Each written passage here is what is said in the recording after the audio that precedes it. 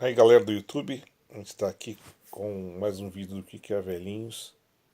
E dessa vez a gente vai falar sobre uma das coisas que é mais importante para o mundo geek, mundo nerd, que são as histórias em quadrinhos. Então aqui pegando um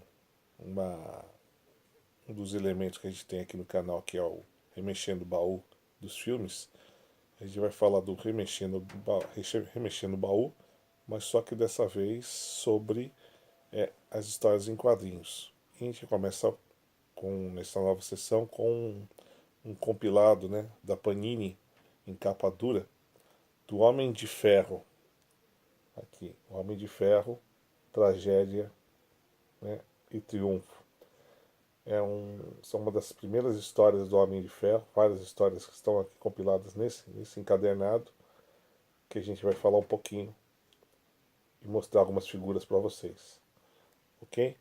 Então, roda a vinheta, não se esquecendo de assinar o canal e dar aquele joinha, compartilhar, ok? Então vamos lá, roda a vinheta. Que é, velhinho? Que é, velhinho? Então galera, esse compilado aqui abrange várias e várias histórias, algumas histórias do Homem de Ferro, do seu início, né? São histórias em que nós temos um grande, uma grande preocupação dos editores, no caso aqui o Stan Lee principalmente, né, ele é o editor original, de fazer o contraponto em relação a, ao período em que eles viviam, né, que era na década de 60, né, em plena Guerra Fria. A criação dos super-heróis fazia-se antagonismo com o mundo socialista da época, né? Então, heróis como o Homem de Ferro, ele procurava enfrentar, ou enfrentava, boa parte dos vilões que eram criados, o que tinham algum tipo de ameaça ao chamado mundo ocidental, né? Até a própria origem do Homem de Ferro é contada nesse, nesse encadernado, né? Sendo que ele foi como teve como sua origem, né? Não como foi mostrado no filme na TV, que foi no Afeganistão, mas sim no Vietnã. O acidente que fez com que ele tivesse um dano no coração e que o obrigou a criar armadura para poder sobreviver, na história original ocorreu no Vietnã, né? E o primeiro inimigo do, do Homem de Ferro criado nessa história, né, foi, além do exército vietnamita, né, um ser chamado de o Esmagador, né? Infelizmente, acho que os roteiros naquela época eram bem, assim, bem simples, né, se comparando-se com as histórias que nós temos hoje em dia. Esse Esmagador, né, era como se fosse o Hulk do mundo socialista, em que o Homem de Ferro enfrenta logo após ele conseguir se livrar dos vietnamitas, né? E depois de ter conseguido também criar sua armadura, não a Mark I, mas a Mark II já, né? Enfrentando esse abominável ser que foi criado por cientistas do mundo socialista, né? Eles fazem várias referências à Guerra do Vietnã, várias imagens. Eu vou estar aqui mostrando para vocês, aí vocês podem estar observando. E as lutas eram em campo aberto, sendo que o Homem de Ferro ele buscava livrar, né, os norte-americanos, né, das armadilhas vietnamitas, né, que se invertiam um pouco as coisas. Não eram os norte-americanos que invadiram o Vietnã e causaram todo aquele problema, mas sim, né, a história em quadrinhos mostra um, um Vietnã totalmente perigoso ao mundo ocidental, em que o Homem de Ferro teria que enfrentar. Um dos inimigos mais clássicos do Homem de Ferro é o Homem de Titânio. Também era um dos inimigos a serem enfrentados, que foram criados agora não mais no Vietnã, mas na antiga União Soviética. Os traços eram bem simples dessas histórias, já que, como eu disse anteriormente, foram as primeiras histórias que o Homem de Ferro foi criado. Não, foram as primeiras histórias que Stan Lee criou para esse personagem, né? O Homem de Ferro, além de enfrentar o Homem de Titânio, ele teve também outros vilões que eram também assim, muito frequentes nas histórias em quadrinhos, não só dele como de outros personagens, né? O próximo vilão aqui é o chamado um homem de pedra, ou na verdade aqui no Brasil chamava-se de Gárgula, né? Que era um personagem que, ao toque dele na pele das pessoas ou em qualquer outro elemento, transformavam-as em pedra, né? Esse foi um dos inimigos tanto do Thor quanto do próprio Homem de Ferro.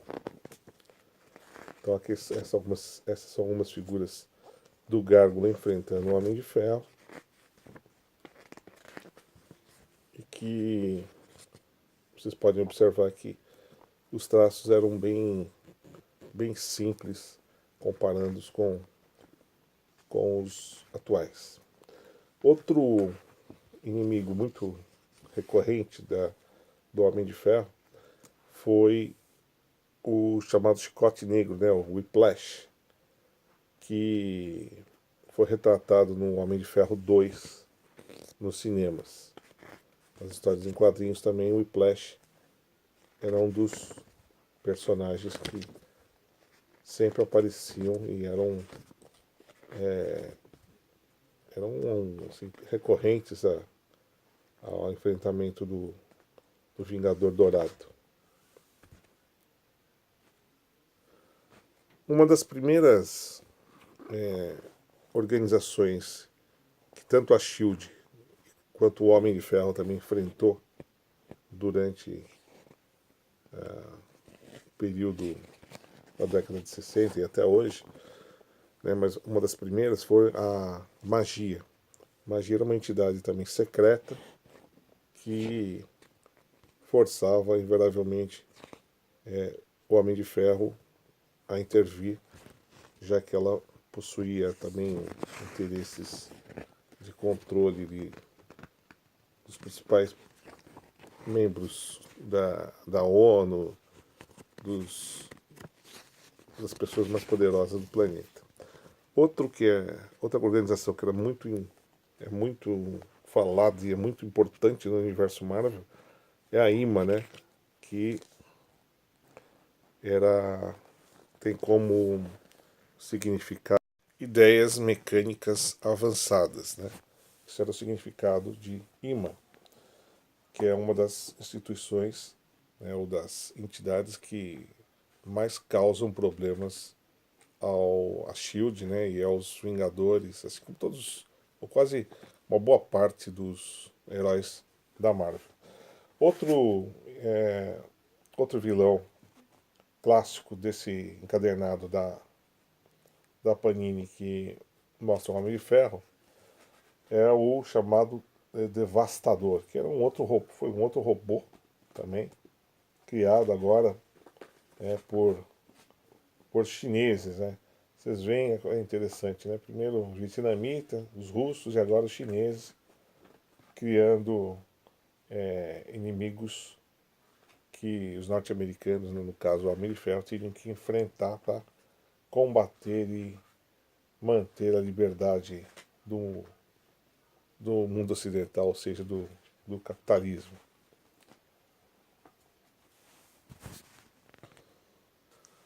Por fim, uma das últimas histórias desse encadernado, a gente tem aqui o aparecimento do Happy Hogan, né, que é um dos melhores amigos de Tony Stark, e de Pepper Potts. Lembrando que o Homem de Ferro nos quadrinhos, né, principalmente nos primeiros anos, ele mantinha a personalidade dupla, assim como o Homem-Aranha, na qual o Homem de Ferro era o guarda-costas de Tony Stark. Não como aconteceu como no cinema, em que o Homem de Ferro, já no primeiro filme, afirmou ao mundo todo que ele era o Homem de Ferro, mas nos quadrinhos ele manteve a, a sua identidade secreta. Outra diferença com relação tanto ao Happy Hogan, que era seu amigo super próximo, né? Isso não mudou muito, mas a Pepper Potts era casada com Happy Hogan e não era assistente direta do Homem de Ferro. Ou seja, não houve um envolvimento num primeiro momento com a Pepper Potts. Outra coisa que chama muita atenção é que quase todos os enfrentamentos do Homem de Ferro contra esses vilões que eu citei anteriormente, o Homem de Ferro ele tinha problemas sérios com relação a sua deficiência da armadura, que invariavelmente precisava ser recarregada. Além de ter o problema do seu coração, né, que era mantido, né, pelas recargas que a armadura lhe proporcionava, que o mantinham vivo. Né? Isso é uma das limitações do Homem de Ferro. Bem, para terminar, eu tenho aqui um compilado aqui das informações da Panini com relação a esse encadernado, que eu vou estar dando uma lida para vocês ficarem mais a par. Ok? Então, vamos lá. Em 1968, ninguém podia negar que a Marvel e seu conjunto de revistas de super-heróis eram um sucesso retumbante, capitalizado em cima daquele exponencial crescimento. O publisher Martin Goodman fez numerosos anúncios na época, promovendo suas revistas para os varejistas, o que levou as vendas para 65 milhões de exemplares. Agora a empresa estava em condições de alterar o contrato de distribuição que a engessava, limitando a quantidade de títulos que podia lançar. Em vez de ter dois heróis aparecendo em uma só revista, Tales of Suspense e Stranger Tales, contendo Homem de Ferro, Hulk, Capitão América e demais, cada astro poderia ter sua própria série. A transição do Vingador Dourado de Tales of Suspense para The Invincible Iron Man veio durante a fase do artista Gene Colan, um dos grandes do século XX. O trabalho de Colan para a Marvel é lendário. Em vez de seguir o estilo da casa, estabelecido por gente como Jack Kirby e Steve Ditko, Colan forjou um caminho próprio. Seu trabalho traduzia personagens ágeis, repletos de emoções. Ele até conseguiu inserir peso emocional na aparência do alter ego de Tony Stark, ao curvar os orifícios oculares e bucal da máscara, criando a ilusão de uma expressão facial. Além disso, o extensivo uso de sombras adicionou um sentido dramático que raramente havia sido visto nas páginas de qualquer revista Marvel. Não é surpresa que, quando a editora lançou a revista Tomb of Dracula em 1972, Colan tinha sido escolhido como seu artista fixo, após uma breve discussão com Stan Lee. e desenhado 70 edições. Essas histórias do Homem de Ferro pertencentes à chamada Era de Prata mostram Tony Stark fazendo jus à sua reputação de playboy internacional. Ele voa pelo mundo até locações exóticas em seu avião particular, conhecendo lindas mulheres e enfrentando vilões cada vez mais bizarros.